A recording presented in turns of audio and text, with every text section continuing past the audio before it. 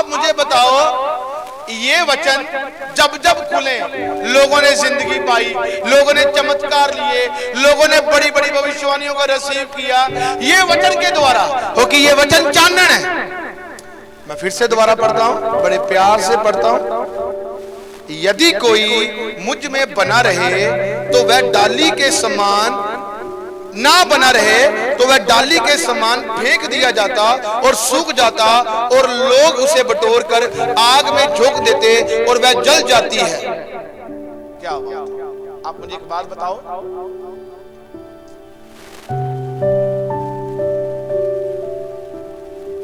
जब आप बहने आप किचन में हो, काम कर रही हो, अगर आटा जिसको गूंद कर आपने खाना पकाना है, रोटी पकानी, वो खराब हो जाए, उस खराब आटे को क्या करोगे?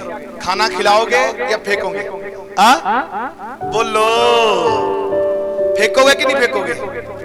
अगर नहीं फेंकोगे तो आप हस्बैंड पता ही है, फिर आपको फेंकेंगे। घर में इतना बड़ा बवाल होगा।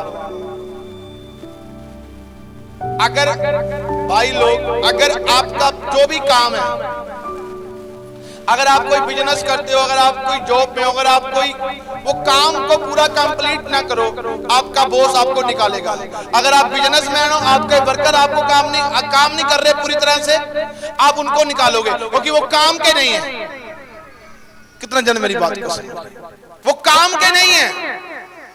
तो ये भी तो प्रभु कह रहे हैं, ये भी तो यीशु कह रहे हैं कि अगर जो डाली मुझ में नहीं, वो काटी और फेंकी जाएगी, और वो फेंकने के बाद क्या होता है? सूख जाती है। आज कोई नशे में सूख रहा है, कोई बांझपन में सूख रहा है, कोई बेरोजगारी में सूख रहा है, कोई बीमारी में सूख रहा है, किसी का इलाज नहीं हो रहा, किसी के पास इलाज कराने के पास पैसे नहीं है, किसी के पास घर नहीं है, किसी के पास आनंद नहीं है, किसी के बच्चे उससे दूर हो चुके हुए हैं, कोई आज गलत बातों का शिकार हो चुका हुआ है, कोई जादू टूने में पड़ चुका हुआ है। वो यीशु में होकर इन चीजों कर रहे हैं और कह रहे हैं कि हमें वो मिलेगा। मैं कहता हूं कभी नहीं मिलेगा। आज जरूर इस पृथ्वी पर हम आनंद ले रहे हैं, मजे ले रहे हैं, पर एक समय आने वाला है जब खुदा बाप आएगा, इंसाफ किया जाएगा, तब इसका लेखा देना पड़ेगा हमें। फिर ना तो जो तेरी साइड में था, जो तेरी साइड में थी, वो वहां पर खड़े होकर सिफारिश नहीं देंगे, क्योंकि अगर यहां पर एलईडी लगी है, हम मुझे देख रहे हो, बातों को सुन रहे हो, टीवी में मुझे कैप्चर किया जा रहा है, लाइव देखा जा रहा है, वहां पर भी एक बड़ी एलईडी लगी हुई है, कैप्चर किया जा रहा है क्या हो रहा है, क्या कर रहे हैं हम लोग।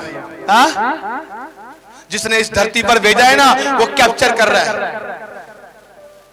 आप यीशु में हो, मुझे नहीं पता यीशु में आने वाला व्यक्ति जो यीशु को पहली बार आए, मैं उनकी बात नहीं कर रहा, जो इतने लंबे समय में प्रभु के संग जुड़े हुए हैं, वो कैसे ड्रिंक कर सकते हैं?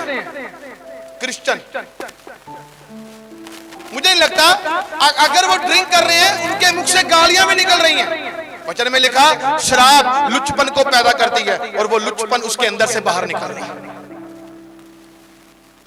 यीशु में है। मैंने ऐसी बहनों को देखा, यीशु में होकर प्रार्थना करने वाली बहनें औरों की चुगलियां करती हैं और ये कहते हैं कि हमें आशीष मिलेगी।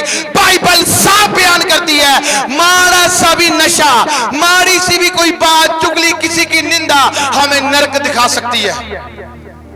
और ये समझते हैं पिता हमें माफ करना, हमें क्षमा करना। अगर ऐसा प्रचार कलीसिया में बड़ा कम होता है, होना शुरू हो, मैं आपको बताना चाहता हूं, क्योंकि ऐसे प्रचार में आमीन कम सुनने को मिलता है, क्योंकि उनके फायदे का नहीं है। पता क्यों? क्योंकि वो प्रभु ने कहा अंत के दिनों में लोग अपने अपने पास्टर को खुद ढूंढेंगे। मुझे मेरी मर्जी के अनुसार का पास्टर चाहिए। क्यों? पता? क्योंकि वो प्रभु में बने रहना नहीं चाहते। अगर हम प्रभु में हैं, हम कैसे सूख रहे हैं? मुझे तो नहीं लगता, मुझे नहीं लगता। मैं यीशु में नहीं था, मैं सूख रहा था। जब मैंने प्रभु को जाना, पहचाना, प्रभु ने मुझे फलवंत किया। अगर फलवंत किया है तो आज हजारों के बीच में हूं। अगर आप भी में बने रहोगे, मैं कहता हूं अड़े रहना। आपके जितने मर्जी काम सूख गए हैं, अगर आपके बच्चे सूख गए हैं, अगर आपका बिजनेस सूख गया है, अगर आपके बैंक बैलेंस सूख गए हैं, अगर आपके परिवारों में आनंद सूख गया है, मैंने कहा दोबारा आने के लिए आ रहा है यीशु मसीह के सामर्थी नाम से, वो बलवंत होने के लिए जा रहा है। मैंने कहा आपकी तारीफ छोटी है। यीशु में आने वाले व्यक्ति को यह करना चाहिए। मैं आपको गारंटी देता हूं, कहीं पर हाथ फैलाने की जरूरत नहीं पड़ेगी, कहीं पर मांगने की जरूरत नहीं पड़ेगी। आप मुझे बताओ, यीशु में है, दुष्ट आत्माएं हमारे ऊपर राज कर रही हैं, हम गुलामियों की जिंदगी जी रहे हैं। दिखता नहीं है हम गुलाम हैं, पर हैं। आज जो ये बंधन टूट रहे हैं, कोई 10 साल, कोई 20 साल, कोई 15 साल, कोई 30 साल बांझपनों से आजाद हो चुके हुए हैं। डॉक्टर क्यों नहीं फिर इलाज कर पाए? क्यों? वो दवाई दे सकते हैं, इलाज नहीं कर सकते। दवाई तब असर करेगी जब उसके ऊपर दुआ होगा। मैं डॉक्टरों के खिलाफ नहीं, खुदा बाप अपनी महिमा हर किसी को नहीं देता।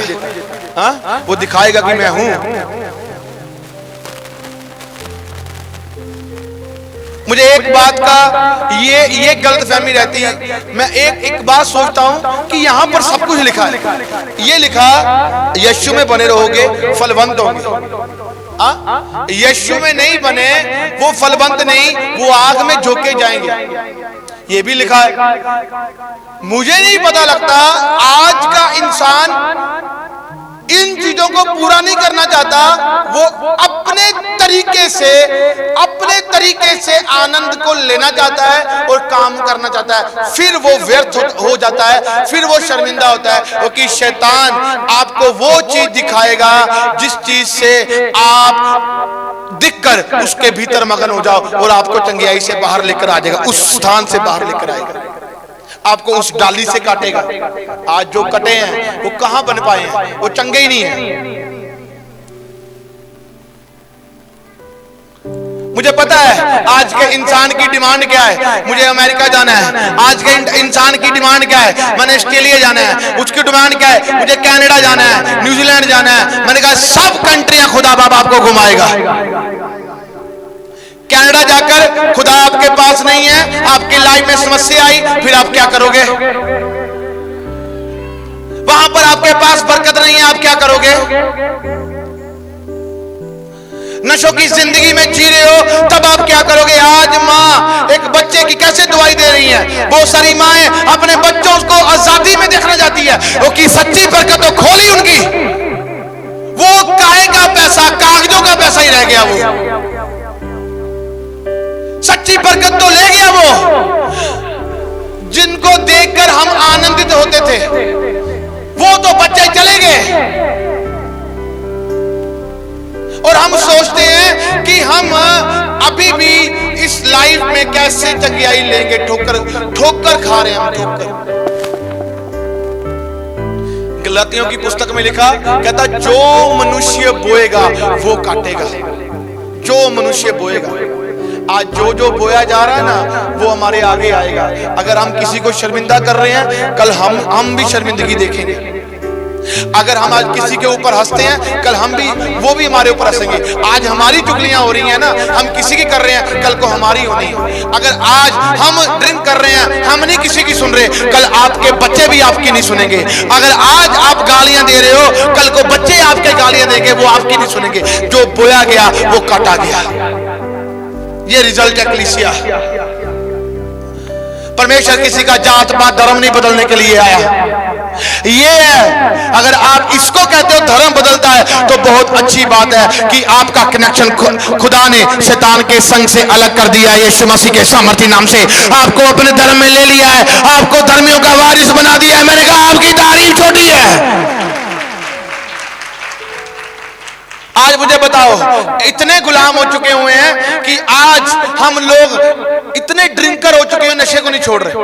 हम प्यार करते हैं ना उससे, तब फिर हम कहते हैं हम फलवंत क्यों नहीं है। कुछ समय पहले, चलो मैं आपको बातें थोड़ी थोड़ी खोलता जाता हूं। मुझे बोलना पड़ेगा कि पवित्र आत्मा मुझे ये चीज बोल रहा है। बड़े लंबे समय से बहुत सारे परिवार मेरे से मिले। कोई कहता, मैंने कहा कि छोड़, मुझे क्या लेना देना है, जिस दौड़ में परमेश्वर ने हमें रखा है हमने उस काम को करना है। कोई कहता हम फलाने से आए, हम वहां पर आए, हम वहां से आए, हम वहां से आए, पर हमें पता चला कि यहाँ पर भी संगति होती, फिर हम यहाँ पर आए, हमने थोड़े समय पर यहाँ पर देखा कि यहाँ पर तो वो नहीं होता। मैंने कहा क्या नहीं होता?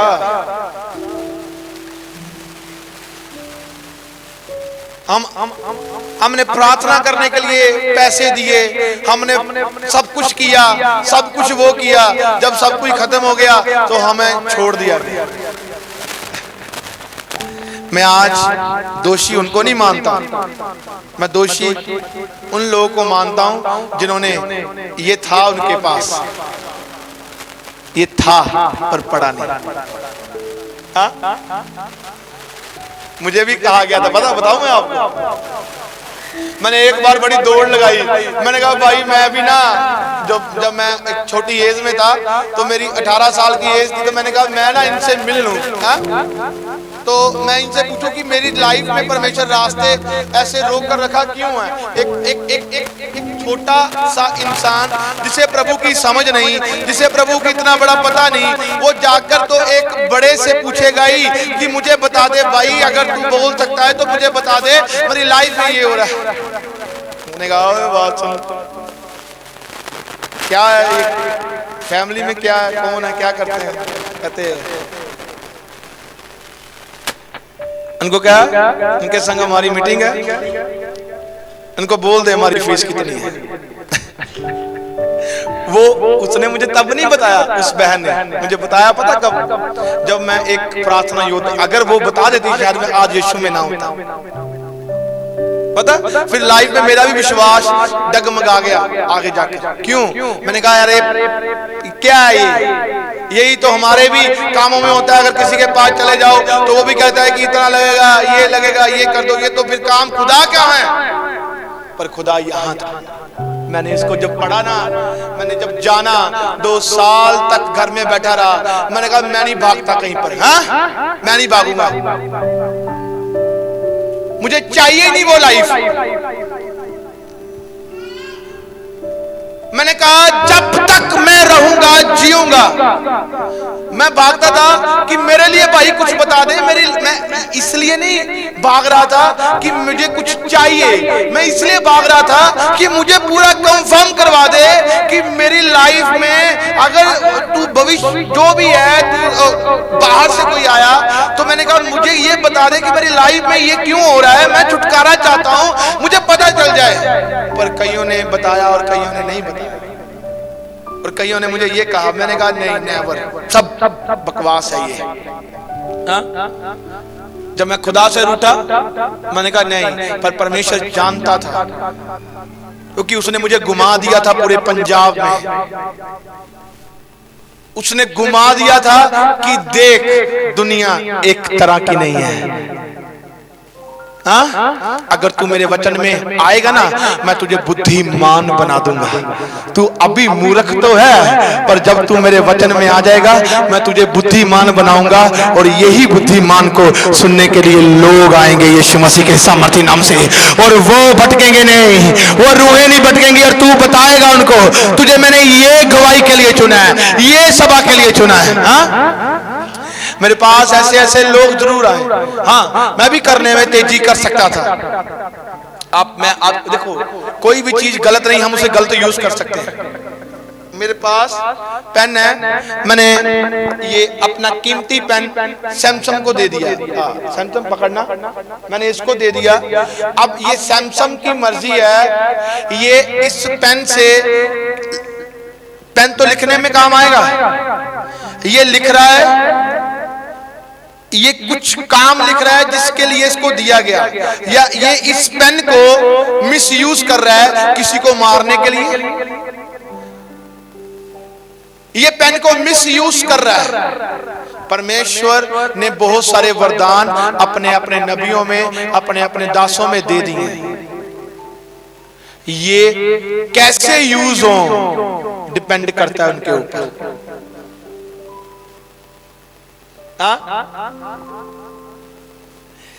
ये कैसे यूज हो डिपेंड करता है। ये ले अच्छे अच्छे गीत लिखेगा तो यीशु मसीह के सामर्थ्य नाम से।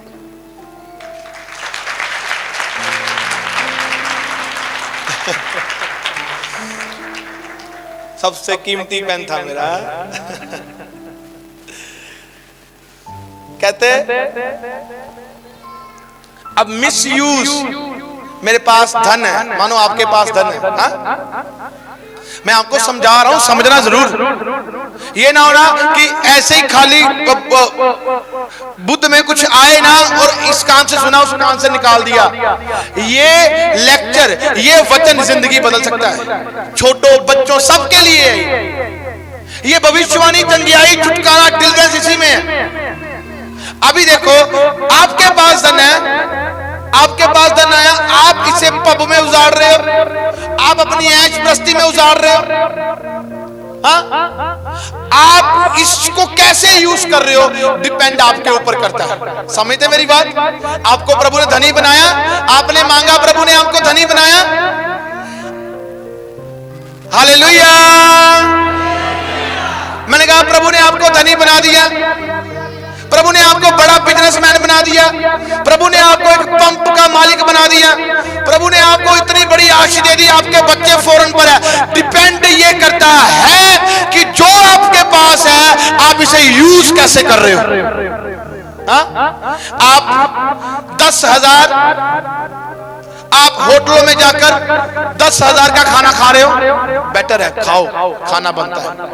हमारे पास देने के लिए था, किसी भूखे को 10 जनों को हम खाना खिला सकते थे, पर 10 जनों को खाना खिलाने के बावजूद हम लोग अपने आप को, उस पैसे को, धन को कैसे मिस यूज कर रहे हैं।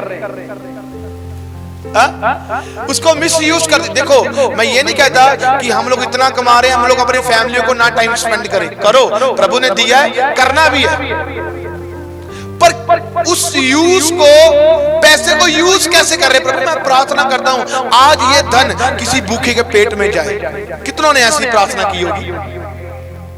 जो यीशु में हैं वो ऐसी प्रार्थना करते हैं। और जो डाली कटी गई वो प्रार्थना ही निकलेगी, वो कि वो तो सूख गए हैं, वो अपने लिए चाहते हैं। आप मेरी बात को समझना जरूर, ये जरूर आपके लिए एक आशीष का कारण है। अगर मानो मेरे पास 10 रुपये हैं, मुझे पता है ये 10 रुपये मेरी लाइफ में काम आएंगे, मैं 10 में से आज मुझे फिर 10 कल मिल जाएंगे, पर मैं इस 10 को काम में लाने के लिए क्या करूंगा? अगर मैं यीशु में हूं तो मुझे कोई जन मिल गया है, उसको जरूरत थी, वो स्वभाव मेरा देखकर उसने कहा यार मैंने लोगों से बड़ी प्रीति रखी, पर ये कैसा नेचर मुझे मिल गया कि मैंने एक बात इससे की, उसने कहा कोई बात नहीं तू रख ले, जब तेरे पास है तो मुझे लौटा देना। वाह ये कैसा स्वभाव है यार, ये तो किसी को पंजी ना दे, ये क्या कर रहा है? मैं भी जाऊंगा जहां ये जाता है, मैं ही चलूंगी जहां ये चलती है। ये क्या है? स्वभाव। एक धन ने परमेश्वर की महिमा कर ली। कलाम मुकद्दस में लिखा, भजन संहिता ये बोलता, कहता ठहरने वाला धन तो यहोवा की ओर से ही मिलता है। अगर धन के ऊपर यहोवा की आशीष नहीं होती वो कभी फलवंत नहीं होता। आपने ऐसा कर कर उसकी एक उम्मीद जगा दी, मेरी मदद इसने नहीं उसने की है, अब मैं उसके पास इसके संग चलूंगा यीशु मसीह के सामर्थ्य नाम से, और वो बदलेगा, वो मांगने वाला नहीं बनेगा, वो देने वाला बन जाएगा यीशु मसीह के सामर्थ्य नाम से। मैं